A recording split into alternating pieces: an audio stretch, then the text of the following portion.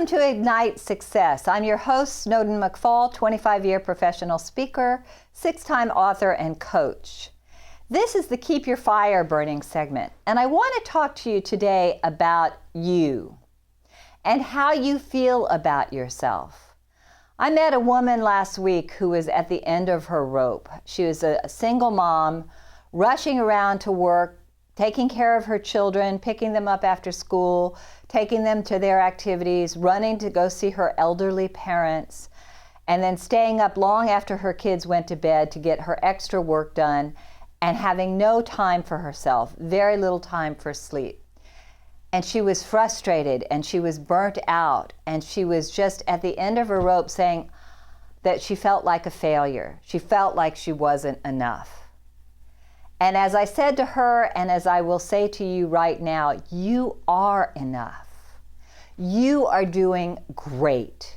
You are doing everything in your power to keep it all together. And let's face it, you're juggling a lot of different balls. Women have a tendency to take on everything. We take on responsibility for our partners and spouses. We take on responsibility for our children, for our parents, our siblings, our families, our communities. And of course, at work, we take on more responsibility there. And most of the time, we're excellent at it. But what we're not great at is taking care of ourselves.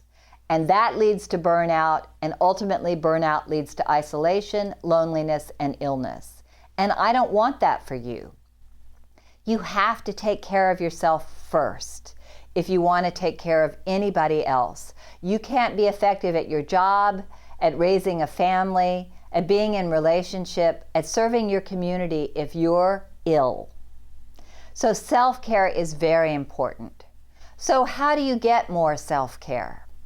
One of the things you do is you ask for help, and ask for it very specifically. If you're lucky enough to be in relationship, have a partner or a husband, then you ask them very specifically what you would like and when you need it done by. Then don't tell them how to do it. Let them do it their way. Encourage and invite their help and thank them profusely for doing what they said that they would do. We don't ask for help enough. At work, ask for help.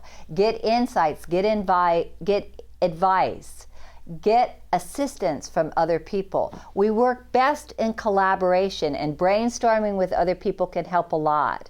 Join a mastermind group where you're working with other women who are also trying to juggle things in their lives and come up with ideas together of how you can solve problems. You'll be amazed at the solutions that will show up. If you're an entrepreneur or professional woman, being in a group coaching group or a mastermind can help you enormously because you'll get solutions from the whole group, not just the individual coach. And consider having a coach of your own because it can make such a significant difference. I've had a variety of coaches throughout my life, and it's made so much difference in my life. It's made such an improvement in the way that I speak, in the way that I interact, in the way that I take myself less seriously, because let's face it, we all make mistakes. So you learn from your mistakes and you laugh from them and you don't beat up on yourself. That's the other pattern I observe over and over again is we make one mistake and we judge ourselves mercilessly.